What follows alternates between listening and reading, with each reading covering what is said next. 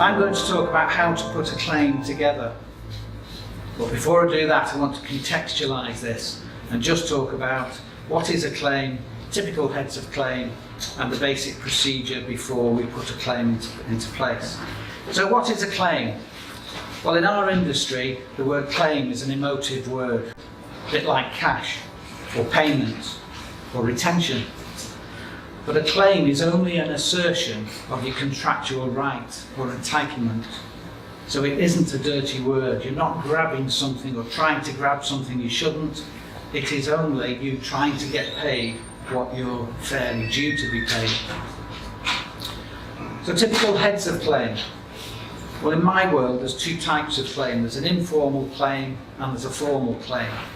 An informal claim will be where there's a mechanism in the contract to adjust the contract sum for an event such as a variation.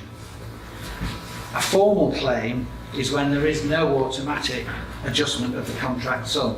So if something happens, it costs you extra money, you suffer loss and expense. That would be a formal claim because there's no other way of getting paid for that event. And such items of loss and expense might be typically acceleration, disruption, or prolongation. So those are the formal claims, and that's what this presentation is all about. So the very first procedure, is the notice, and this is your first trip hazard. There are very few procedural requirements beyond issuing the proper notice, which is surprising, but this is probably the most procedural part of the process. You must issue the notice in the form and the manner prescribed within the contract. Now, I would recommend that you keep your notice as wide as possible. Don't quote clause numbers, try not to be too specific.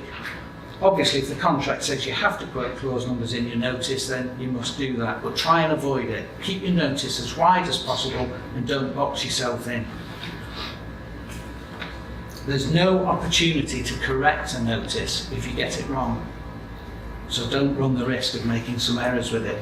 Now I'm going to give you two examples of how anal you have to be with this. We had a situation last year where we had to issue a notice on behalf of the client, and we had to send it, according to the contract, by fax. And on the day we went to issue the fax, our client's fax machine hadn't been used for 15 years and didn't work. We got round that hurdle and issued the fax, only to find that the defending party's fax machine also didn't work. So it's actually physically impossible to comply with the contract. We issued the notice by email, and the defending party accepted it, and the process continued. But it was really important to follow the process outlined in the contract. Another example of that is last year also, we had to issue a notice to an office where the defending party had moved away from. Actually, the office was derelict. We still issued that notice to that derelict property because there was no mechanism in the contract to come up with another address. But at the same time, we sent the same notice to the current address. So we sent two notices at the same time. And that complied with the requirements, and the dispute went through and was duly resolved. So okay, now we're ready. We've contextualised what we're doing, why we're doing it, and we're now ready to start preparing our claim. So the top tip here is that there are four corners to your claim.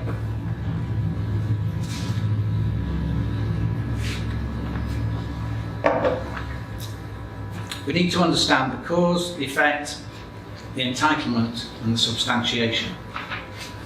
And everything we talk about now is always going to come back to these four corners.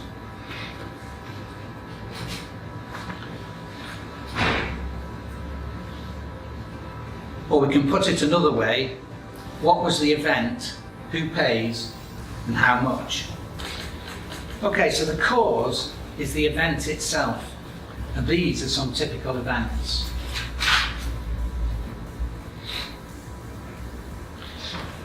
Now you need to be able to identify, when you're putting your claim together, all of the events which caused your particular loss.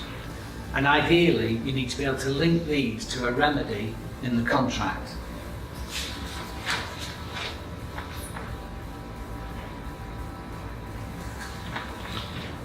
So now let's look at the effect. You must be able to demonstrate a causal link between cause and effect, and the event and the consequence.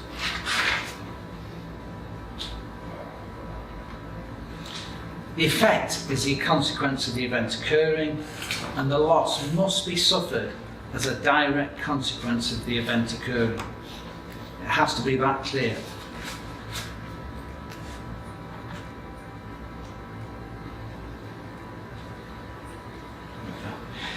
Entitlement. Entitlement is the remedy in the contract or at law. So this is what's going to give us the entitlement to claim extra payment.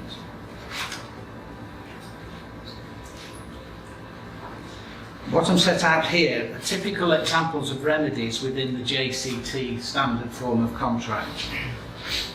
And there's some more remedies here. And these are all the remedies that will give additional payment.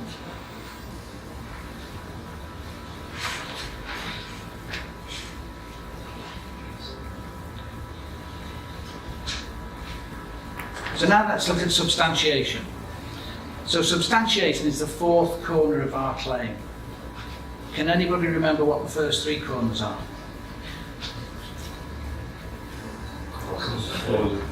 Cause, effect, entitlement, substantiation. Great. So we've established the four corners. We're now ready to start putting our claim together. Okay, so this is the mantra of a chap by the name of Max Abrahamson. This is what he wrote in one of his textbooks. I think what he actually meant was, by good records, was contemporaneous records. Contemporaneous records are records made at the time when the event occurred and shared at the time with the other party. Because if they're shared at the time and not objected to, then they will be regarded as accurate, actual and factual. That's very strong evidence, and evidence is what you need to win a claim. So the top tip here is maintain contemporaneous records.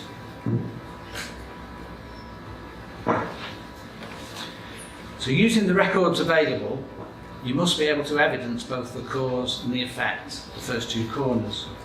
And these are typical examples of the sort of records that you must be maintaining at the time.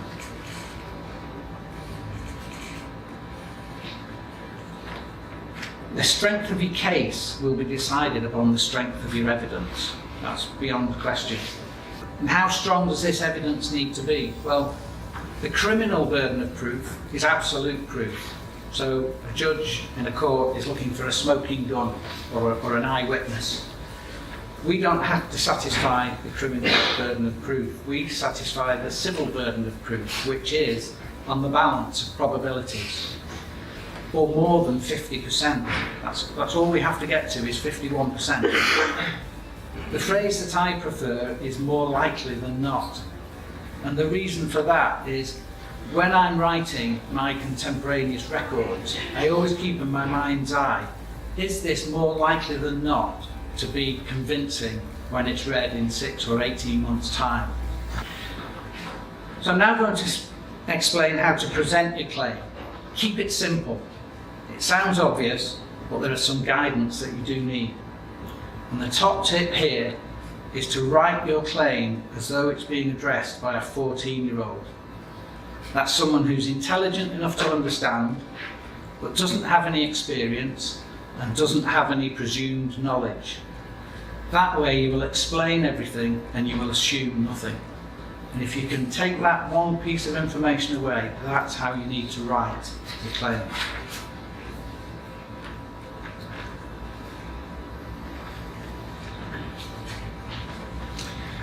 So the narrative that you're going to produce, to collate all your records and present them to the arbitrator or the judge or the adjudicator, needs to tell a story crafted around the four corners framework. And the structure of this story for each event needs to say what was planned to happen, what actually happened, why what happened was different than the plan, and the cost impact of that change. So you lead them to the conclusion. You don't, quite often we see inexperienced claims drafters and they will start with we want £50,000 because, and all that happens is they're justifying the sum of money that they're trying to claim. And that's the wrong way around. You need to explain what the plan was and then work through the series or the whole story to get to the conclusion.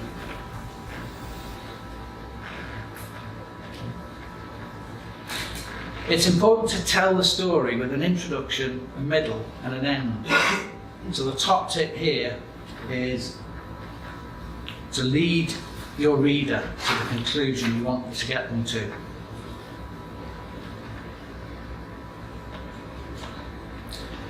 It's important to impress your reader with facts, not acronyms or legal jargon. Too often I've seen claims presented where typically QSs and commercial managers putting a claim together for the first time will see themselves as barrack room lawyers, and they start using really long words and they go back into a 1930s writing style. That's not the way to do it. Short, succinct, punchy, to the point. So what does the narrative look like? So we're now going to go through the headings or the structure. Volume 1 must have a clear logical structure to the document. An executive summary. The purpose of that is to enable a senior executive of the other party to be able to get it in 2 pages. Ideally 1 page, but certainly no more than 2 pages. That is a very, very difficult skill to compress a whole dispute down into 2 pages. It does need to be done. We then go on to a statement of claim, which amplifies the executive summary, and it adds a bit of meat to the bones in terms of the amounts claimed and so forth. Then we go on to define any specific terms and state the contract particulars. Now we get into what I call the cause and effect narrative. So this is the story. And what you need is a well-crafted story which explains a causal link between the event and the consequence. Think of the layers of an onion. So the outer layer is the executive summary. That calibrates the reader. The next layer is the statement of claim.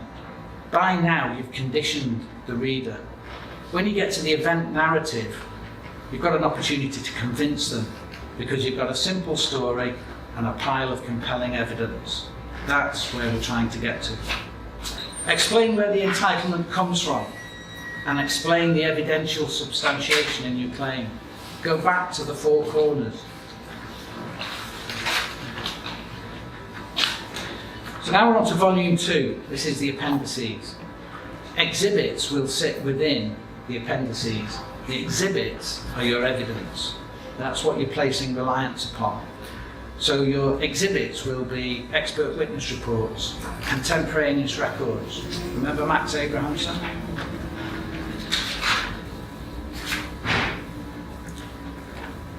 Other items in your appendices might be photographs, delay analyses, contract documents. These will be documents that you've made reference to within your narrative, but not necessarily evidential documents. Okay, so we've presented the claim, we've put it all together, we've got a narrative, we've got a volume 2 appendices, so we've got the document. Let's recap now what you need to do. So from the start we need to establish cause, effect, entitlement, and substantiation. We need to tell a story about what you planned to do, what you actually did, why it changed from the plan, and what the cost of that change is. Then we need to compile the document, a minimum of 2 volumes and a simple, concise style aimed at a 14-year-old. Our target, or the prize, is to tell a compelling, easy to understand story supported by contemporaneous records. Now before I finish, I just want to go through the top tips and takeaways. So they are notice requirements, wide and compliant. 4 corners of the claim, cause, effect, entitlement, substantiation. Keep it simple, aim at a 14-year-old. Tell the reader the conclusion you want. Records, records, records of the contemporaneous variety. Third-party review prior to submission. Small narrative document, big evidence file. And finally, thank you for listening.